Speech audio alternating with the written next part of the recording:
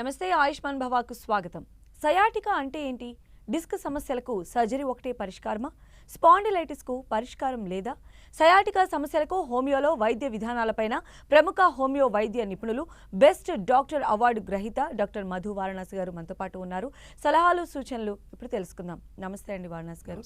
ఈరోజు అంటే sciatica problem గురించి మనం మాట్లాడుకుంటే చాలామంది కూడా ఫేస్ చేస్తున్నారు, ఏజ్తో సంబంధం లేకుండా. So first of all sciatica అంటే ఏంటి ఎక్స్ప్లెయిన్ చేస్తారా?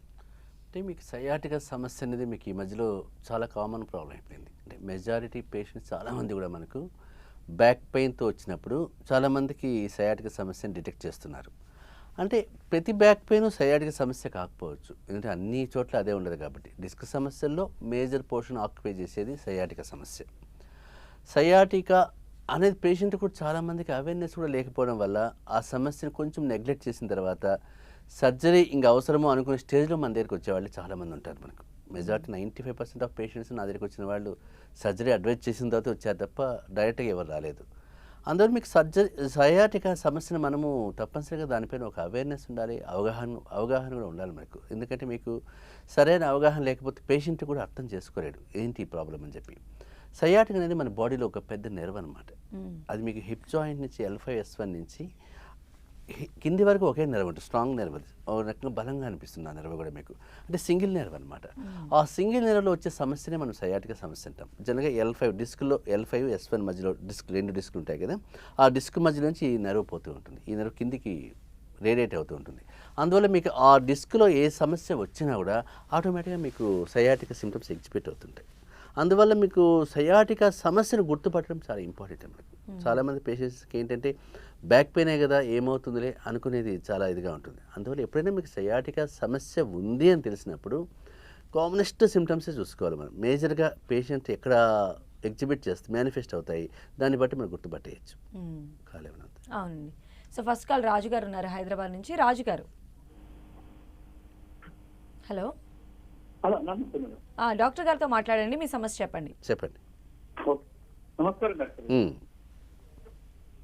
హలో, చెప్పండి సార్. నాకు అది ఎడమ కాలు తొంటి నుంచి అరికాల వరకు నొప్పి వస్తుంది సార్ నాకు కంటిన్యూగా. ఓకే.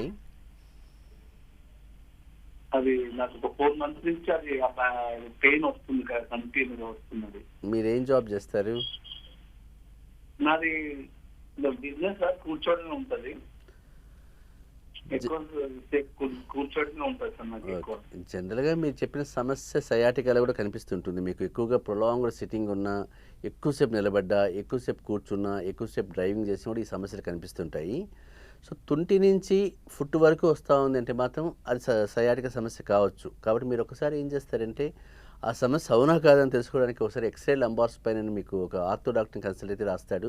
లేదంటే ఎంఆర్ఐ తీసుకున్నాం అనుకోండి, ఇంకా క్లియర్గా తెలిసిపోతుంది మనకు సయాటికా సమస్య ఉందా లేదా, డిస్కులో ఏమైనా ప్రాబ్లం ఉందా, డిస్క్లో ఏమైనా డిస్ప్లేస్మెంట్ బల్జ్ ఏమైనా వస్తుందా, డీజనరేషన్ ఏమైనా ఉందా తెలిసిపోతుంది మీకు. ఇవి తెలిసిన తర్వాత మీకు ట్రీట్మెంట్ పార్ట్లకు వెళ్ళిపోవచ్చు.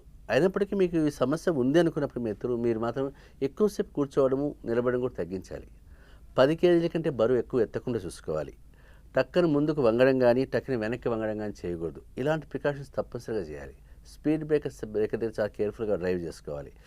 కొంచెం మీరు జర్కీ మూమెంట్ ఇలా పడింది అనుకోండి, ఆటోమేటిక్గా పెయిన్ ఎక్కువైపోతుంది. సో మీకు తెలిసిన ఒక మంచి హోమియో డాక్టర్గా ఉంటే ఒకసారి కన్సల్ట్ కండి, తప్పనిసరిగా పెయిన్ పరిష్కారం అయిపోతుంది, భయపడాల్సిన అవసరం లేదు. ఎందుకంటే ముందు పెయిన్ తగ్గించేస్తారు, తర్వాత అది మెడికల్ సర్జికల్ అని ఆ డాక్టర్ డిసైడ్ చేయగలుగుతాడు. దాన్ని బట్టి ట్రీట్మెంట్ తీసుకోవచ్చు, పెద్దగా భయపడాల్సిన అవసరం లేదు. నెక్స్ట్ ప్రణీత్ రెడ్డి గారు అండి, కరీంనగర్ నుంచి. ప్రణీత్ రెడ్డి గారు, అవునండి, డాక్టర్ గారితో మాట్లాడండి. చెప్పండి. సార్ నమస్తే అండి. నమస్తే సార్, నాకు చిన్న దీని ప్రాబ్లం ఏమవుతుంది అంటే సార్ అవాస్క్యులర్ నెక్రోసిస్ అంటే సార్ ప్రాబ్లం పేరు ఏవియన్. తొంటి నుంచి పార్ట్ ప్రాబ్లం బాగుందండి. నేను ఇది shock wave therapy treatment already Gujarat లో తీసుకున్నాను సార్. ఓకే. అది సక్సెస్ కాలేదండి. ఓకే. ఇప్పుడు దీనికి ఏమైనా సర్జరీ అయినా సార్, ఇంకేమైనా వేరే ఆల్టర్నేట్ ఏమైనా ఉందా? జనరల్గా మీకు అవాస్క్యులర్ నెక్రోసిస్ కేసు నేను చాలా చూశాను. మీరు పెద్దగా అంటే చాలామంది వాళ్ళు సర్జికల్ ఇంటర్వెన్షన్ చెప్తారు మీకు ఆ కేసులో, ఎందుకంటే పేషెంట్ కూడా సఫర్ అవుతుంటాడు. ఎందుకంటే మీకు పెయిన్ కావచ్చు, నమ్నెస్ కావచ్చు, షార్ప్ పెయిన్ కావచ్చు, సెన్సేషన్ లేకపోవచ్చు, ఇవన్నీ జరుగుతుంటాయి కాబట్టి. బట్ నేను ఇచ్చే అడ్వైజ్ మీకు ఏంటంటే ఒక్కసారి మీరు ఎంఆర్ఐ తీసుకొని నా దగ్గర రావడమే మంచిది. ఎందుకు చెప్తున్నానంటే ఇది హ్యాండిల్ చేసే డాక్టర్ ఎక్స్పర్ట్ అయి ఉండాలి కంపల్సరీ. మామూలు డాక్టర్కి చూపిస్తే మీకు ఇది తగ్గే ఛాన్సెస్ లేదు కాబట్టి ఈ కేసెస్ నాకు తెలుసు. దాని మెథడ్ ఆఫ్ ప్రోగ్నోసిస్ కూడా ఎలాంటిదో తెలుసు. ఎందుకంటే ఇంతవరకు ఎవరు సర్జరీకి వెళ్ళలేదు, నాకు తెలిసి హ్యాపీగానే ఉన్నారు. సో మీరు ఆ కంప్లైంట్ ఉన్నప్పుడు మీ ఎంఆర్ఐ తీసుకుని వస్తారు, నన్ను కన్సల్ట్ కండి, పరిష్కారం చూపిస్తాను. అప్పుడు సర్జరీనా మెడికల్ మేనేజ్మెంట్ అని నేను చెప్పగలుగుతాను మీకు. ఎందుకు ఈ కేసులో నా దగ్గరికి రావాలని మీకు చెప్పాను కదా, మీకు దీనికి ఎక్స్పర్టైజ్ ట్రీట్మెంట్ ఉండాలి, ఎక్స్పర్ట్ డాక్టర్ ఉండాలి. అంతేకాని ఏదో హోమియోపతి తీసుకున్నాం అక్కడెక్కడో మేము పోతే కన్సల్ట్ కావచ్చా అని నన్ను అడిగితే దానికి నేను వద్దని చెప్తాను. సో మంచి డాక్టర్ని సెలెక్ట్ చేసుకోవడంలో ఇలాంటి కేసులు మీరు తప్పనిసరి రండి, పరిష్కారం చూపిస్తాను. నెక్స్ట్ నాగభూషణం గారండి భీమవరం నుంచి. నాగభూషణం గారు హలో. హలో, మీరు టీవీ వాల్యూమ్ మ్యూట్ చేయండి, డైరెక్ట్గా మాట్లాడండి. డాక్టర్ గారికి మీ సమస్య చెప్పండి. చెప్పండి.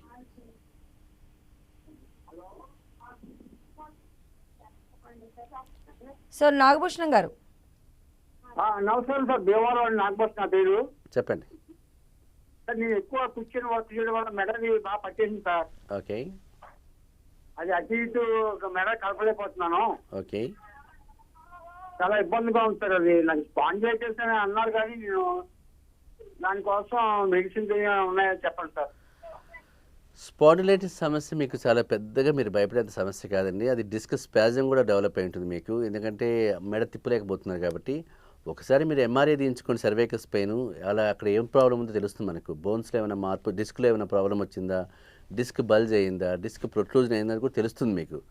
అప్పుడు మనం ట్రీట్మెంట్లోకి వెళ్ళొచ్చు. అందువల్ల మీకు ఆ ఒక్కసారి ఎంఆర్ఐ తీయించుకుని ఆ ట్రీట్మెంట్ తీసుకుని ఒక మంచి డాక్టర్ కన్సల్ట్ కండి.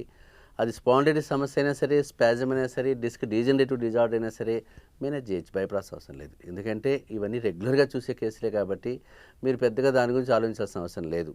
కానీ ఏదైనా సరే డయాగ్నోసిస్ ఫస్ట్ ఇంపార్టెంట్. డయాగ్నోసిస్ అయిన తర్వాత మనం ట్రీట్మెంట్లోకి వెళ్ళాలి తప్ప నొప్పి ఉంది కదా నాకు చెప్పేయండి సార్ అంటే మిమ్మల్ని చూడకుండా నేను చెప్పడము మంచిది కాదు, అది సరైన ట్రీట్మెంట్ కాదు. అలానే డాక్టర్ గారు, మీరు ఒక 15 ఇయర్స్గా ఈ డిస్క్ ప్రాబ్లమ్స్కి సంబంధించి మీరు ఎగ్జామిన్ చేస్తూనే ఉన్నారు. బోల్డ్ని కేసెస్ కూడా మీరు చూసి ఉంటారు. అలాంటి ఒక కేస్ స్టడీని మాతో షేర్ చేసుకుంటారా? అంటే మీకు నేను ఆల్మోస్ట్ 95% ఆఫ్ కేసెస్ అన్నీ కూడా నేను చూసిన సర్జికల్ కేసెస్. అంటే నా దగ్గరికి వచ్చిన ప్రతి పేషెంట్ సర్జరీ అడ్వైజ్ చేస్తేనే వచ్చారు. అంటే మీకు చాలామంది సయాటిక సమస్య అయినా, డిస్క్ ప్రాబ్లమ్స్ ఉన్నా కూడా అసలు ఇంకా పేషెంట్ లేవలేని స్టేజ్లోనే వస్తాడు. అంటే మన దగ్గరికి వచ్చిన పేషెంట్స్ పట్టుకునే వస్తారు, ఇలా అటెండెన్స్ తీసుకుని వస్తారు. ఈవెన్ లేవలేకుండా మూమెంట్ రెస్ట్రిక్ట్ అయిపోయి తీసుకొచ్చిన వాళ్ళే అందరూ కూడా ఉన్నారు. ఎవడో కూడా క్లినిక్లో హ్యాపీగా వచ్చి చూపించుకుపోయిన వాళ్ళు చాలా తక్కువ, 10% ఉంటే ఎక్కువ. నాకు మిగతా 80-85% మూమెంట్ లేని వాళ్ళే. అంటే మీకు ఇలాంటి కేసుల్లో కూడా మీకు నేను చూసిన కేసుల్లో ఆల్మోస్ట్ ఎక్కువగా నాకు అవుట్ స్టేషన్ పేషెంట్స్ వస్తారు కాబట్టి అనంతపురం కానీ, కాకినాడ కానీ, కదిరి నుంచి వచ్చిన వాళ్ళు, తిరుపతి నుంచి వచ్చిన వాళ్ళు, కరీంనగర్, వీళ్ళందరూ కూడా ఏంటంటే పేషెంట్ తీసుకొచ్చిన వాళ్ళే, సపోర్ట్తో వచ్చిన వాళ్ళు. అసలు ఇలా పట్టుకోకుని ఈవెన్ ఆ రూమ్లో కూడా మేము ఎక్కలేము సార్, మాకు మీరు బయటకు వచ్చి చూడండి అని చెప్పిన వాళ్ళు ఉన్నారు. ఎత్తుకొచ్చి ఇట్లా తీసుకొచ్చిన వాళ్ళు. ఎందుకంటే మన క్లినిక్ లోపలికి వీల్ చైర్ ఉండదు, ఫెసిలిటీ ఉండదు కాబట్టి ఎత్తుకొని రావాల్సి వస్తుంది మీకు.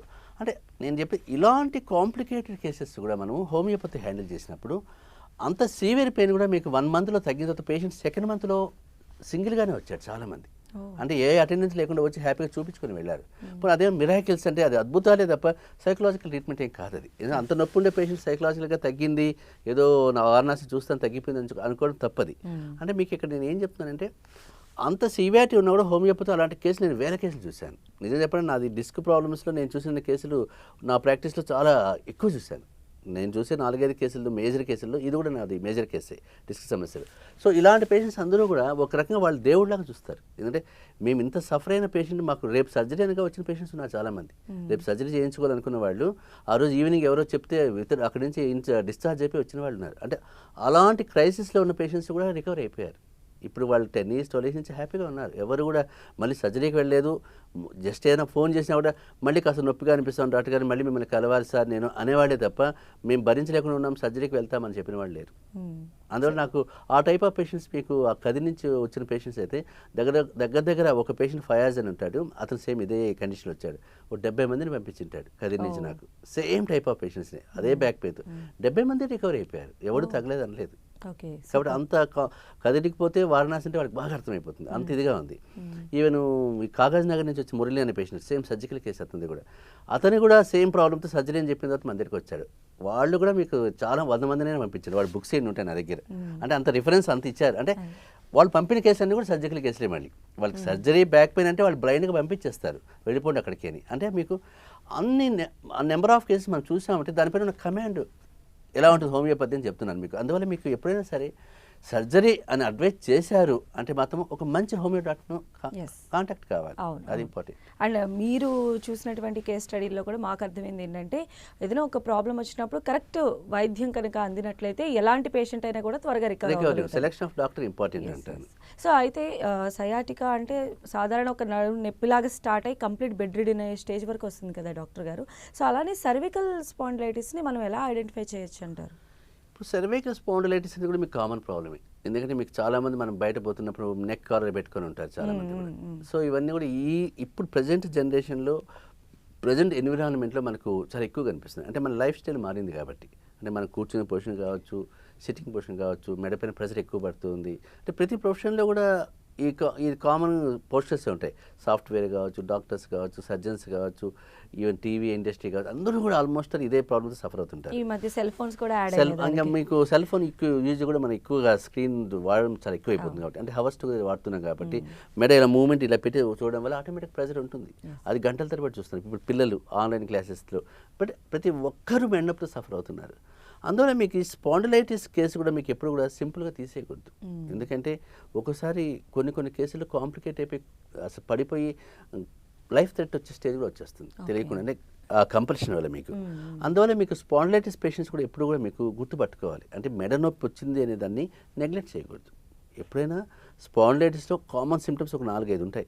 అవి కనిపించాయి అని మనకు అనుకుంటే కన్నా తప్పనిసరి డాక్టర్ని అప్రోచ్ కావాలి. అది చూసుకోవాలి ఫస్ట్ ఏంటి అనేది. కాలేముందా అంటే చిన్న బ్రేక్ తీసుకుందాం. బ్రేక్ తర్వాత మరికొన్ని డీటెయిల్స్ మాట్లాడదాం. స్మాల్ బ్రేక్ తీసుకుందాం. స్టేట్. Welcome back. కాలర్ రెడీగా ఉన్నారండి, ప్రసాద్ గారు జగిత్యాల నుంచి. ప్రసాద్ గారు, డాక్టర్ గారితో మాట్లాడండి, మీ సమస్య చెప్పండి. సార్ నమస్కారం. సార్ నమస్తే, చెప్పండి సార్. నాది నేను డ్రైవింగ్ చేస్తానండి, నా ఏజ్ 35. ఓకే. అయితే నాది L4 L5 S1 disc bulge అంటారా సార్ అది. ఓకే. సార్ ఎడమకాలు లాగుతుందండి, అది ఊకే వంగనిస్తలేదు, తడుము నొప్పి ఉంది. ఓకే. సరే నేనైతే ఫిజియోథెరపీ చేపిస్తున్నాను, దానికి ఏమన్నా ఉంటుందా తక్కువైతే? ఉందండి మీకు L4 L5 అన్నా ఏ ప్రాబ్లం, ఏ డిస్క్లో ఏ ప్రాబ్లం ఉన్నా కూడా మన హోమియోపతి మేనేజ్ చేయొచ్చు. ఫిజియోథెరపీ చేసుకోండి పర్లేదు, కానీ హోమియో డాక్టర్ని మీరు అప్రోచ్ కండి కంపల్సరీ, ఒక మంచి డాక్టర్ను. అదే హైదరాబాద్ అయితే మీరు నా దగ్గర నేను చూసుకుంటాను. ఎక్కడున్నా సరే మీకు ఇబ్బందిని బట్టి మంచి డాక్టర్ దొరకకపోతే రండి. L4 L5 డిస్క్ సమస్య ఏదైనా మీరు మంచి హోమియో డాక్టర్కి వెళ్ళి ఒక 6 months to 1 year వాడండి. వాడితే మీకు అసలు ఏ ఇబ్బంది లేకుండా అయిపోతుంది, హ్యాపీగా ఉంటారు. ఎందుకంటే నేను ఇంతకుముందు చెప్పాను కదా, ఇలా ఎత్తుకొచ్చిన వాళ్ళే హ్యాపీగా ఉన్నప్పుడు మీదేం పెద్ద సమస్య కాదు అని. కాబట్టి తొందరగానే ట్రీట్మెంట్ తీసుకోవాలి. మీరు అంతే నెగ్లెక్ట్ చేయదండి. ఏమవుతుందిలే అనుకుంటే ప్రాబ్లం ప్రోగ్రెస్ అయ్యేకొద్దీ మీకు కాంప్లికేషన్స్ వస్తూ ఉంటాయి. దీనివల్ల కాంప్లికేషన్స్ ఒకసారి వచ్చాయంటే కొంచెం ఇబ్బంది పడతాం. కాబట్టి మీరు ఒక హోమియో డాక్టర్ని కలవండి, ట్రీట్మెంట్ తీసుకోండి, 6 months to 1 year వాడండి, ఆటోమేటిక్గా రికవర్ అయిపోతారు, భయపడాల్సిన అవసరం లేదు. అయితే ఈ స్పాండిలైటిస్ కూడా సర్జరీనే పరిష్కారం అని చెప్తూ ఉంటారు కదా డాక్టర్, దానిపైన మీరు అంటే మీకు చెప్పాను ఇప్పుడు స్పాండిలైటిస్ అంటే మనకు సిమ్టమ్స్ ఏం కావాలో కూడా గుర్తుపట్టాలి, ఏంటనేది కూడా అది కూడా చూసుకోవాలి మనం. సో నెక్ పై నుండి మొబిలిటీ రెస్ట్రిక్ట్ అయిపోతుంది, అంటే మూవ్మెంట్ తిప్పడం కూడా కష్టంగా ఉంటుంది. ఆ నొప్పి ఉండి ఆ నొప్పి ఇలా రేడియేట్ అవుతుంటుంది, పాకుతూ ఉంటుంది. మెడ నొప్పి ఉండి ఆ మెడ నొప్పి చేతి వేళ్ళ వరకు పాకుతూ ఉన్నా, 4 arm ఎల్బో వరకు పాకుతూ ఉన్నా కూడా మీకు చూసుకోవాలి. నమ్నెస్ ఉంటుంది, వేళ్ళలో తిమ్మిరిలాగా ఉంటుంది. మీకు తిమ్మిరి కూడా డెవలప్ అవుతుంది. అంటే ఫింగర్స్లో చాలామంది ఏమంటారు, మాకు తిమ్మిరిగా ఉంది సార్, గ్రిప్ కూడా ఇబ్బందిగా ఉంది, సెన్సేషన్ తెలియట్లేదు అంటారు. సో తిమ్మిరి ఉండి నొప్పి వస్తూ ఉంది, మొబిలిటీ ఫ్రీగా లేదు అనుకుంటే మాత్రం అది స్పాండిలైటిస్ కావచ్చు సమస్య. అప్పుడు ఒకసారి ఎక్స్రే తీసుకున్నా కూడా మీకు అర్థమైపోతుంది అది స్పాండిలైటిస్ కాదని కన్ఫర్మేషన్ కోసం. అలా వచ్చినప్పుడు తప్పనిసరిగా ఇంక ట్రీట్మెంట్కి వెళ్ళాలి, నెగ్లెక్ట్ చేయకూడదు. ఎందుకంటే స్పాండిలైటిస్ నెగ్లెక్ట్ అయిన తర్వాత చాలామంది పేషెంట్ వర్టిగో కనిపిస్తుంటుంది, గిడ్డినెస్ కనిపిస్తుంది. సో గిడ్డినెస్ వచ్చినంత వరకు వెయిట్ చేయాల్సిన అవసరం లేదు. ఎందుకంటే గిడ్డినెస్ ఒకసారి వచ్చింది అంటే పేషెంట్ కండిషన్ కొంచెం ఎమర్జెన్సీ కేసు అయిపోతుంది. అంటే అనుకోకుండా ఎక్కడైనా వెళ్ళి పడిపోయాడు అనుకోండి, లేనిపోయిన రిస్క్ అయిపోతుంది. కాబట్టి ఈ సిమ్టమ్స్ కనిపించాయి పేషెంట్లు అనుకున్నప్పుడు ఒకసారి ఎంఆర్ఐ కానీ ఎక్స్రే కానీ తీసుకుని మీకు తెలిసిన డాక్టర్ని ఒకసారి అప్రోచ్ అయితే కన్నా డయాగ్నోసిస్ అర్థమైపోతుంది. అలాంటి స్టేజ్లో హోమియోపతి డాక్టర్ని అప్రోచ్ అయితే కన్నా ఇంకా రికవరీ ఫాస్ట్ అయిపోతుంది. ఓకే. సో నెక్స్ట్ కాల్ ఉన్నారండి, శ్రీనివాస్ గారు. శ్రీనివాస్ గారు, మేడం మాట్లాడండి డాక్టర్ గారితో. చెప్పండి. హలో చెప్పండి.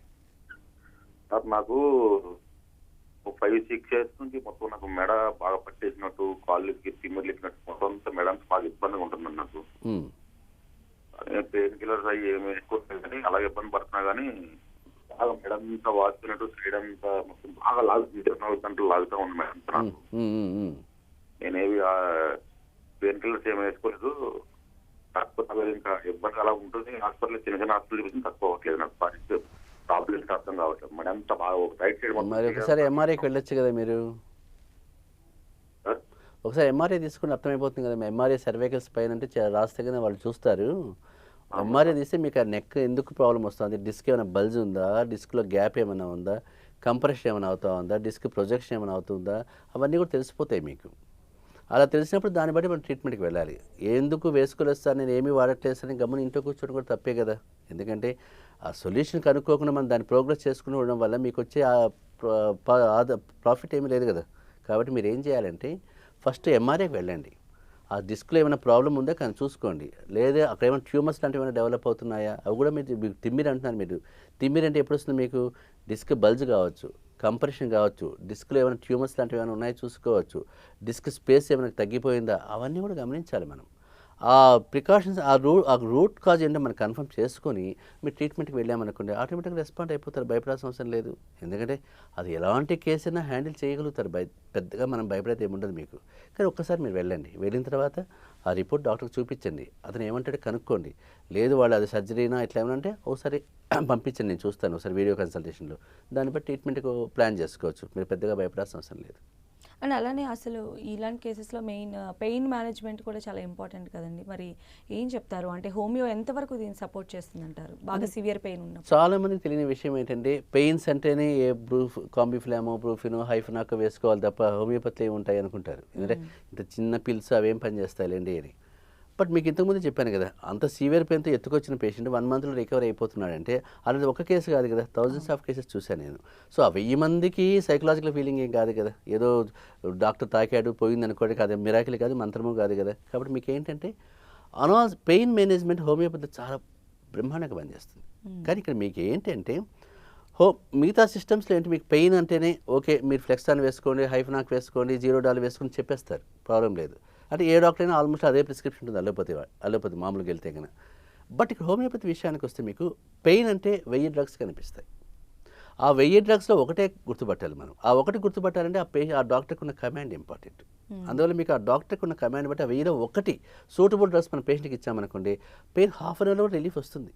అలా చూశాను నేను. అంటే క్యాన్సర్ కేసుల్లో నేను చూసిన కేసుల్లో మన చాంబర్లో ఉండగానే సివియర్ పెయిన్ ఉండే పేషెంట్ ఆ మెడిసిన్ వేసుకుని అరగంట తర్వాత రికవరీ రిలీఫ్ వచ్చేస్తుంది వాళ్ళకు. అంటే దీన్ని బట్టి అర్థం ఏంటంటే selection of drug important, selection of doctor important, selection of treatment important. 3 systems ఒక హోమియోపతి ముగ్గురు కలవాలి ఒకటేసారి. హోమియోపతి, మంచి డాక్టరు, మంచి సెలెక్షన్, 3 నాలెడ్జ్ కూడా ఉండాలి మీకు. ఆ 3 ఉన్నప్పుడు మీకు ఆ 1000లో ఒక డ్రగ్ సెలెక్ట్ చేసామనుకోండి ఆ పేషెంట్కి ఏ స్టేజ్లో పెయిన్ ఉన్నా తగ్గుతుంది. ఈవెన్ ఎపెండిసైటిస్ పేషెంట్స్ కూడా మన దగ్గరికి వచ్చినప్పుడు పెయిన్ మేనేజ్మెంట్ చేసేస్తాం సర్జరీకి పంపకుండా. మళ్ళీ రిలాప్స్ అయిపోయి సపోజ్ సబ్అక్యూట్ ఎపెండిసైటిస్కి వెళ్ళినప్పుడు కామ్గా ఉన్నప్పుడు నాకు పెయిన్ వస్తుంది అనుకుంటే అప్పుడు సర్జరీకి వెళ్ళండి అని చెప్పి స్టేజ్ చాలామంది పేషెంట్స్ చూశాను.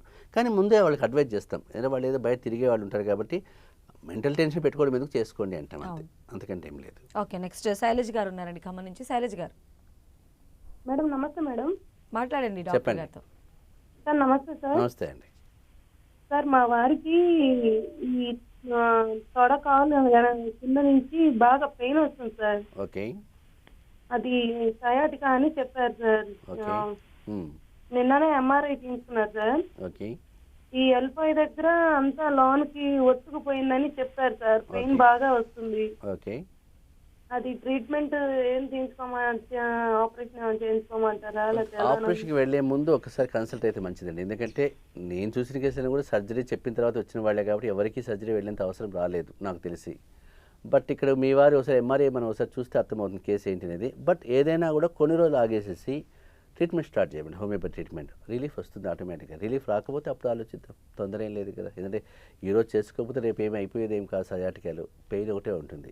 సో ముందు పెయిన్ మేనేజ్మెంట్ చేసిన తర్వాత సర్జరీ అవసరమా కాదు తర్వాత డిసైడ్ చేసుకోవచ్చు, తొందర ఏం లేదు. అంటే వెళ్ళమని నేను వద్దని చెప్పను. But first option homeopathy try చేయండి, సెకండ్ ఆప్షన్ సర్జరీకి వెళ్ళండి. సెకండ్ ఆప్షన్ వెళ్ళే అవసరం రాకపోవచ్చు అంటారు నేను. ఎందుకంటే నేను చూసిన కేసు అలాంటివి కాబట్టి మీరు ఏదైనా ఇప్పటికీ ఆ కేసు ఆ డాక్టర్కి అర్థమైతే కనుక ఒక కమాండబుల్ డాక్టర్ అప్రోచ్ అయితే మీరు ఆటోమేటిక్గా అది సర్జికల్ కేసా, మెడికల్ కేసా, ఇమీడియట్గా వెళ్ళే కేసా కూడా చెప్పగలుగుతారు మీకు. సో ఆ ప్లాన్ చేయండి. తొందరపాటు సర్జరీకి వెళ్ళేంత అవసరం లేదు. అండ్ అలానే హోమియో వాడినా తగ్గలేదు అని చెప్పి చాలామంది అంటూ ఉంటారు డాక్టర్. దీనిపైన మీరేమంటారు? అంటే మీరు అన్ని చాలా పాజిటివ్ కేసెస్ చూశారు. దీనికి అంటే మీకు సంబంధించి ఇక్కడ కంప్లీట్ మెజారిటీ పేషెంట్స్ అదే అడుగుతారు. ఎందుకంటే సార్ నేను ఆల్రెడీ వాడేశానండి, హోమియోపతి వాడాను, ఆయుర్వేద వాడాను, అలోపతి వాడాను, అన్నీ వాడేశాను, పెద్ద రిలీఫ్ ఏం లేదు, మళ్ళీ హోమియోపతికే రావాలి ఎందుకు అని. అంటే మీకు ఇక్కడ చేసిన మిస్టేక్ ఏంటంటే వాళ్ళు సెలెక్షన్ ఆఫ్ డాక్టర్ ఇంపార్టెంట్. ఇక్కడ హోమియోపతిలో మంచి డాక్టర్ని ఎంచుకోలేదు. మీకు డాక్టర్ని ఎంచుకున్నప్పుడు ఆటోమేటిక్గా ఆ డాక్టర్కి అర్థమైపోతుంది. అంటే మీరు హోమియోపతి ఫీల్డ్కి వచ్చినప్పుడు ఏమవుతుందంటే కౌంటబుల్ డాక్టర్స్ ఎక్స్పర్ట్స్ అయి ఉంటారు. అందరూ ఎక్స్పర్ట్స్ కాలేరు. ఎందుకంటే మీకు క్లినికల్ ఎక్స్పోజర్ ఇంపార్టెంట్. నేనున్నాను 1000 కేసులు 10,000 కేసులు చూసేంత డాక్టర్స్ ఉండవు. రోజుకు 100 మందిని 70 మందిని నేను చూసే పేషెంట్స్ నేను రెగ్యులర్గా చూస్తాను. అలా కొన్ని సంవత్సరాల తరబడి చూశాను. నాకు ఏ కేసు ఎలా పనిచేస్తుందో నేను బ్లైండ్గా చెప్పగలుగుతాను. నేను పేషెంట్కి ఇచ్చే టైం కూడా 3 to 5 minutes ఇస్తాను, ఎక్కువ కూడా ఇవ్వను. మరి అంటే 3 to 5 minutesలోనే అతనికి రిలీఫ్ వచ్చేస్తూ ఉంది. అంతేగాని ఒక గంట చూడాల్సిన అవసరం రాలేదు. అంటే ఇక్కడ ఏంటంటే నా ఎక్స్పోజర్, నా విజన్ నేను చూశాను అంతే.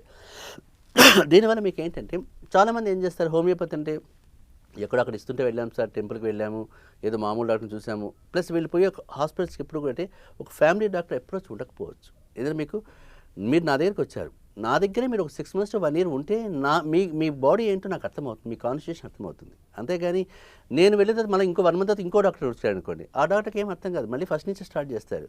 అలా డాక్టర్స్ మార్చుకుంటూ పోవడం వల్ల హోమియోపతిలో వచ్చే అడ్వాంటేజ్ ఏమీ ఉండదు. అందువల్ల మీకు ఎప్పుడు కూడా ఆ ఎక్స్పోజర్ ఎప్పుడు ఆ డాక్టర్ చేతిలోనే ఉండాలి. అంటే మిమ్మల్ని చూస్తానే గుర్తుపట్టేయాలి అది. అందువల్ల మనకి పేషెంట్స్ ఎలా అలవాటు అయిపోతారంటే ఆ పేషెంట్ మనకి ఏమీ చెప్పకపోయినా ఫోన్లో మాట్లాడినా కూడా ఆ పేషెంట్ మనం గుర్తుపట్టేస్తాం, వాయిస్ మెడిసిన్ చెప్పేస్తాం, అతను రావాల్సిన అవసరం కూడా లేదు. అంటే నా దగ్గర నేను చెప్పుకోకూడదు, కానీ నేను ఏదైనా అర్జెంట్ పని మీద బయటకు వెళ్తున్నానంటే నా పేషెంట్ చెప్తే, ఈవెన్ కార్ ఎక్కేటప్పుడు కూడా పేషెంట్ అక్కడ కనిపించాను టగటగా వచ్చి బుక్ చూపించేసేసి సార్ మందు రాసేసి తీసుకుని వెళ్ళిపోతామంటారు. అంటే వాళ్ళకి 10 seconds కూడా చాలు అనుకుంటున్నారు వాళ్ళు.